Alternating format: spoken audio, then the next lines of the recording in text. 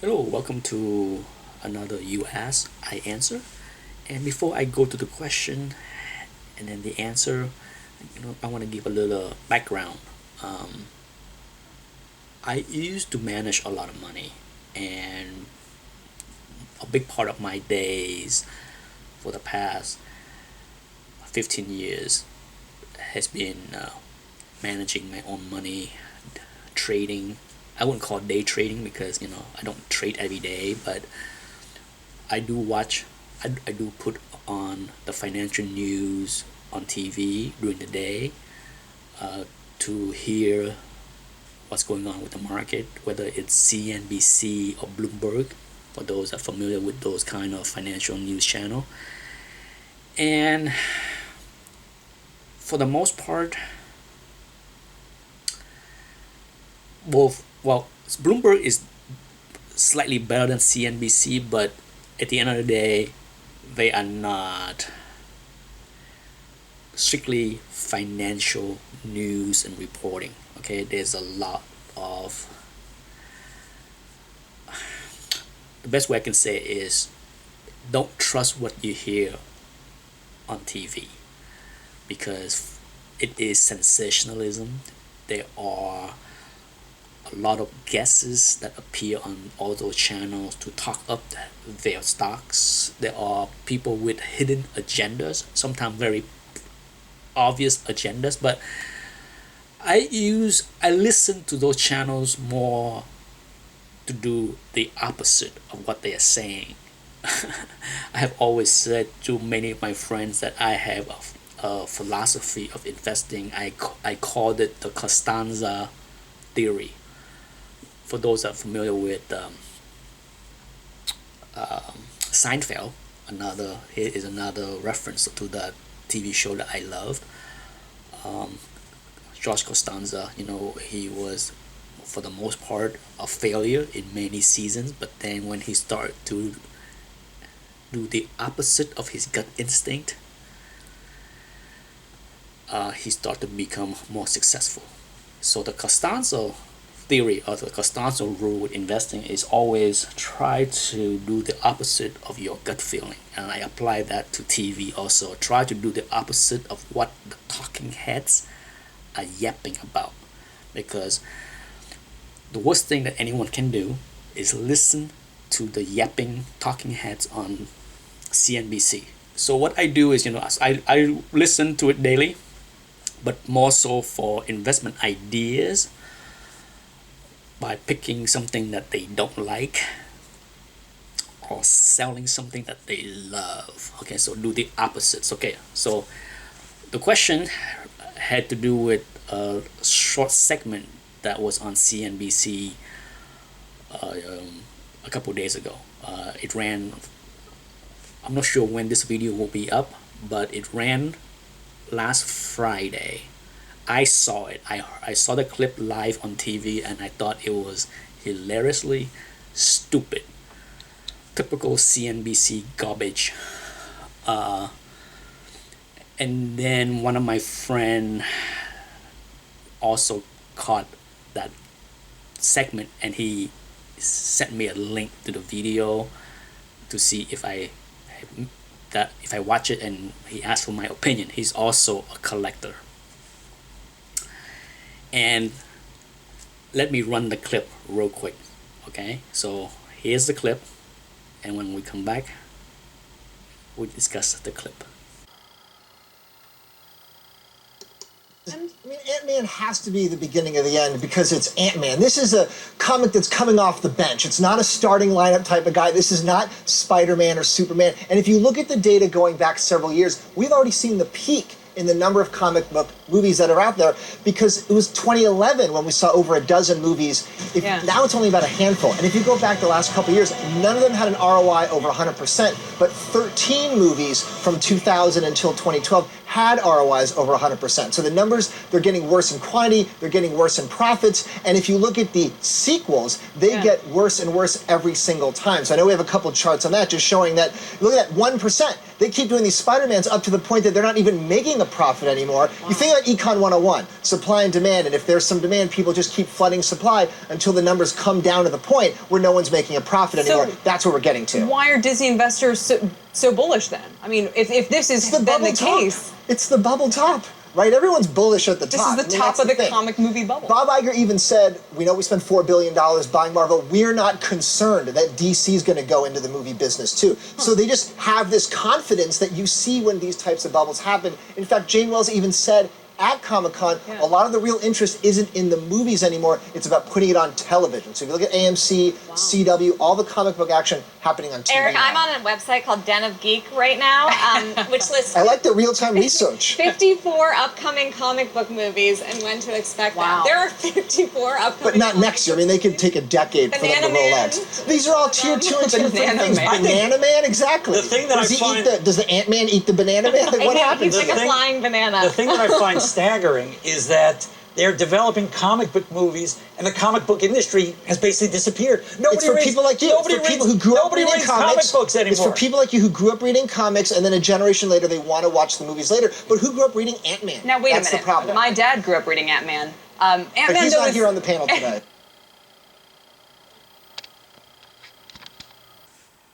Okay, so welcome back. So now you have seen the clip. Okay, wow.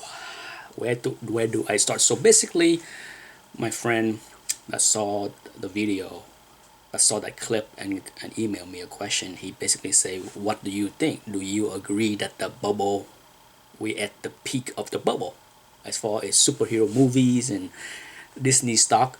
Disclosure, I do own Disney stocks. Not a lot, but I have enough share to make me happy.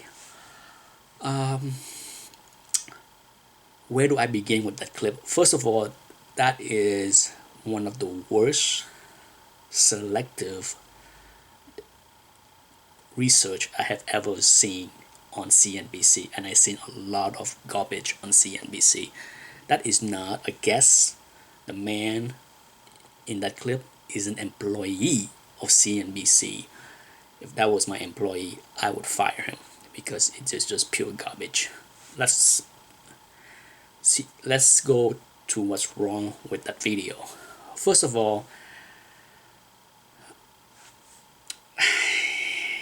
he of course claiming that Ant-Man is so stupid and this must be the bottom of the rung C-lister that they dig out because they're running out of ideas. The same can be said years ago when Iron Man 1 was introduced, because Iron Man, let's get it clear, Iron Man was not an A-lister. He became an A-lister after Iron Man 1. Okay? Also, the same can be said 2 years ago or 3 years ago when they announced that they're going to make Guardian of the Galaxy. How many hardcore comic fans knew about Guardian of the Galaxy? So for that movie to make a bundle of money for Disney and become a successful hit for Disney last year is of course completely ignored by him. So so he throw up Ant-Man is pretty much garbage.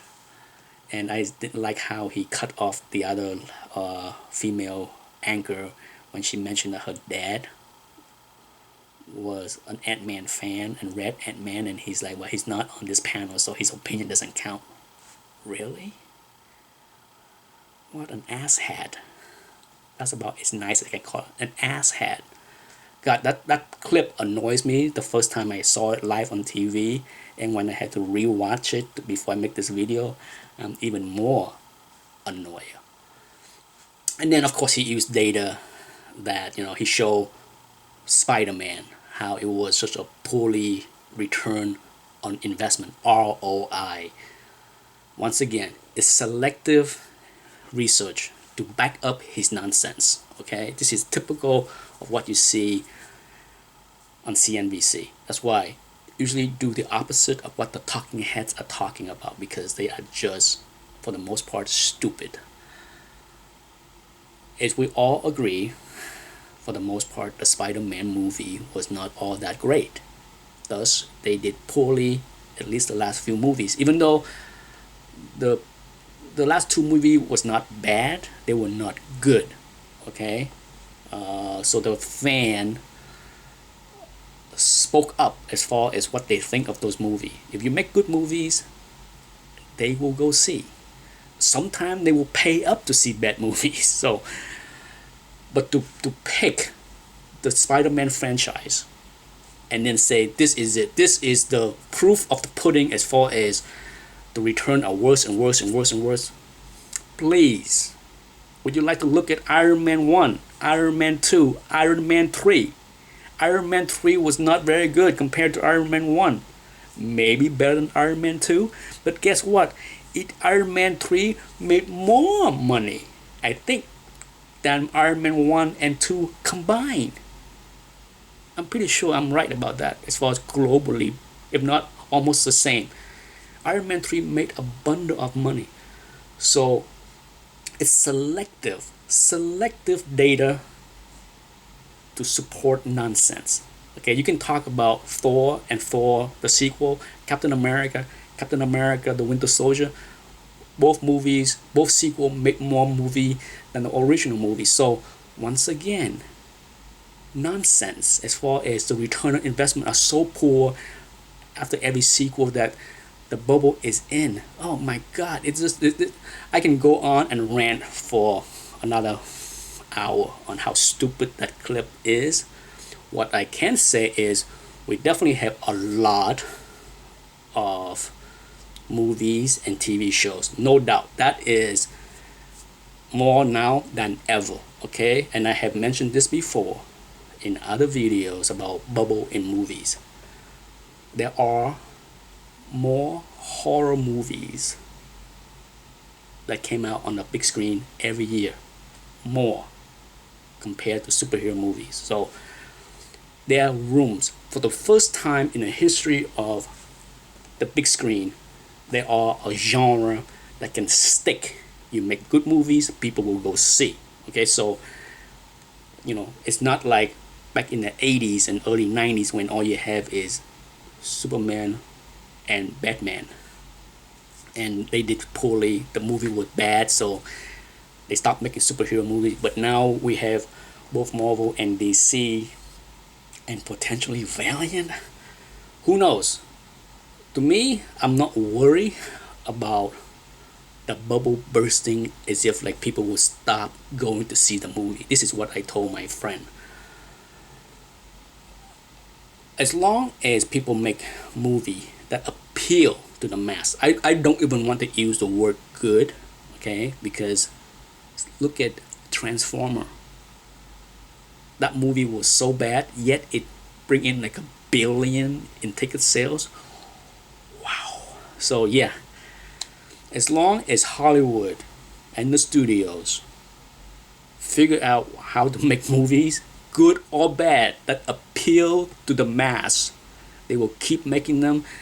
There is no bubble, in my opinion, as far as what's going on with the superhero genre. In the big screen. The small screen, that's a different story. The quality of the show on the small screen has been more hit or miss. Certainly Daredevil raised the bar, and I have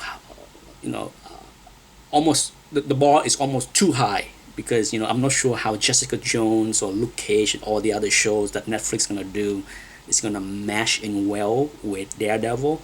But we are living in a great time to be a comic book superhero fan. You don't have to be a collector.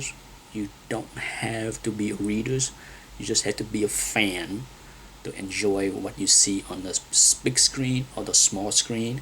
And regarding the bubble top, or whether you should invest in Disney stocks or other studio stocks, I can only tell you what I do. I own both Fox and Disney. Disney has been clearly the big winner so far. And time will tell. As far as what's going on with the movie. If they make good movies, I don't see why people would say, "Oh, I had enough of superhero movies." No, I had enough of bad movies. Okay, give me a good movie, whether it's spy movie or romantic comedy, I will go see it. So it's not about too many of any genre. Just give me good ones.